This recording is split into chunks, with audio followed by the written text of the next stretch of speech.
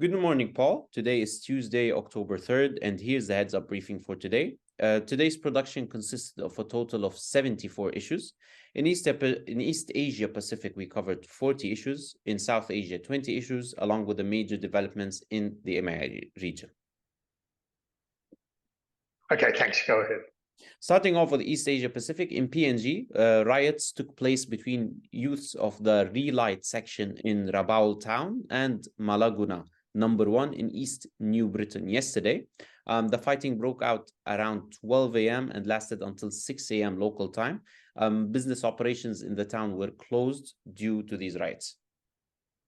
Okay, when we have these incidents in PNG, it's important the analytical team reach out to me because I know more specifically about the footprint, particularly some of our international organisations, but also some of the mining companies and some of the exploration companies go to really remote places. So the analytical team shouldn't be making a decision on whether we issue an advisory alert on PNG. So in the future, make sure they're contacting me to specifically make that decision, okay? Okay, sure, Paul. In Indonesia, Italian energy group ENI announced a substantial gas discovery yesterday. Preliminary estimates indicate a total discovered gas volume of 5 trillion cubic feet. The discovery may lead to the development of a new production hub linked to the Bontang liquefied natural gas facilities on the East Kalimantan coast. Okay, just get me the details of ENI's presence in Jakarta. Exactly where is their office in Indonesia? It's an interesting discovery. I mean, I'm very familiar with a lot of the community and government affairs challenges that are going to arise because of this. ENI, I don't particularly want to do business with ENI because they have a reputation for being rigidly inflexible, and that's going to create issues for them. But I want to tip a couple of my mates that are more standard risk, sort of follow the bouncing ball, whether the bouncing ball's clever bouncing ball or not. I want to tip them into that. Okay, thank you. Okay, sure, Paul. In Myanmar, Thailand-based oil and gas company PTT Exploration and Production Public Company Limited has announced that it will extend 2 natural gas contracts, which are set to expire by 2028. Look, that's really interesting. It's showing a really high tolerance for risk on PTTEP's behalf, or alternatively, it's showing naivety in terms of what's occurring in terms of both the PDF, the Public Defence Force, fighting the Myanmar government and fighting anybody that's assisting the Myanmar government by funding them, i.e.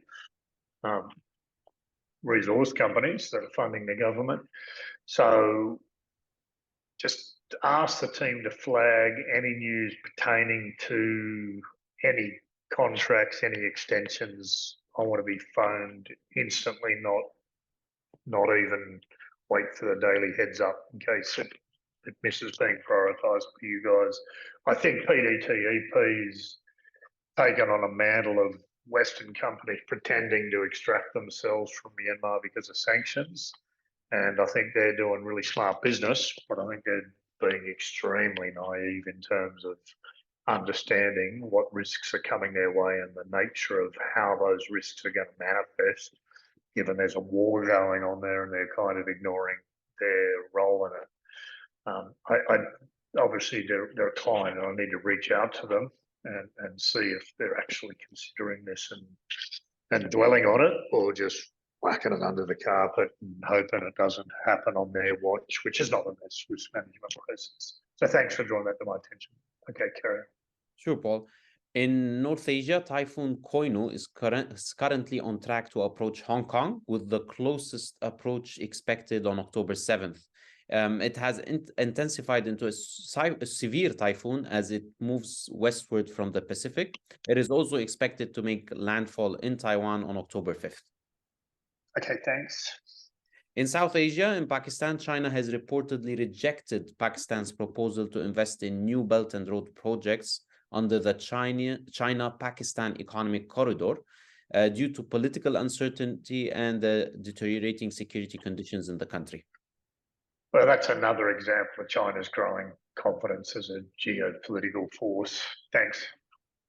In India, a wanted ISIS terrorist and 2 other suspected terrorists were arrested by the Delhi Police Special Cell on October 1st.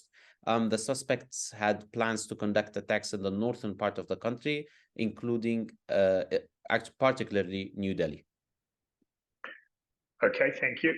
In Bangladesh, the ruling Awami League government has announced 5 large-scale programs this month in anticipation of the upcoming general election in January. The programs will include mass rallies at key locations, including the Hazrat Shah Jalal International Airport, the Mushi Gangs Mawa, and Chattogram, among others. Okay, just make sure that we've got the relevant clients advised of that, okay? If you don't know who they are, just ask me offline after the audio. Sure, Paul. Moving over to the EMEA region, concerning Armenia and Azerbaijan, the Russian Defense Ministry said that a ceasefire violation took place in Azerbaijan's Karabakh region yesterday. An unknown individual opened fire using a sniper rifle at a Russian-Azerbaijani joint patrol in Kankenti city. Okay, I wonder how that sniper's doing now. Okay, thank you. In France, 4 environmental associations have filed a lawsuit against energy giant Total yesterday. The lawsuit is mainly against the company for damaging the environment and climate in Africa. Paul, this actually goes back to an agreement, a $10 billion agreement as part of the EACOP, or East African Coast Oil Pipeline. The project includes a partnership of the China National Offshore Oil Company and the governments of Tanzania and Uganda. Yeah, I think it's actually not coast. I think it's some East African crude oil pipeline. But yeah, this is very interesting because I've actually noticed Total are trying to work in PNG, and from all reports I'm getting back from everybody I speak with in PNG, they have, shall we say, a very French colonial approach, and they actually haven't worked out that PNG isn't part of Africa, and sending guys from Africa into another environment and saying I've got African experience isn't ideal, and it's less ideal when you haven't done it well in Africa. So I think Total's in for a world of hurt in PNG, like most organisations are, because they bring very inflexible risk approaches from other environments, and they bring managers that aren't seasoned at the core skills, which is community affairs. It isn't security and fences. And so they get very dogmatic guys with a very limited understanding of risk, but they look the part and they look like an ex-army guy. Well, that's good. Which end of the stick were they at? Okay, wonderful. Thank you. In Serbia, concerning the latest tensions between Serbia and Kosovo, Kosovo police have confirmed that the terrorist attack was part of a larger plan to annex northern territories. Armed ethnic Serbs were planning to attack 37 distinct positions at once, as well as establish a corridor to Serbia for the supply of weapons and troops. Okay, very interesting. Thank you. Also in the Middle East, operations on the Turkey-Iraq crude oil pipeline will restart this week, according to Turkish Energy Minister Alparslan Bayraktar. Actually, this crude oil flows were suspended by Turkey through the pipeline on March 25th, after the International Chamber of Commerce ordered the country to pay Iraq $1.5 billion. And did it? Not yet, Paul. Okay, but the pipeline's reopened, so the construction's restarted. So it'd be interesting to get a little bit more detail on where that negotiation's at. Okay. Yes, sure. And finally, in South Africa, also concerning Total Energies, the Environment Ministry has given approval for Total Energies to drill offshore for gas and oil off the Cape Coast. The company actually discovered 2 large gas fields in Block 567 along the Cape Coast in the years 2019 and 2020.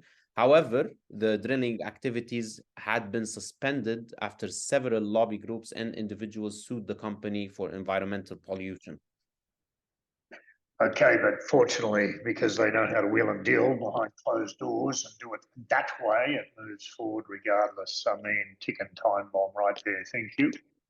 Thanks, Paul. That's all for today. Anything from your end? Nope. Thank you. Great brief.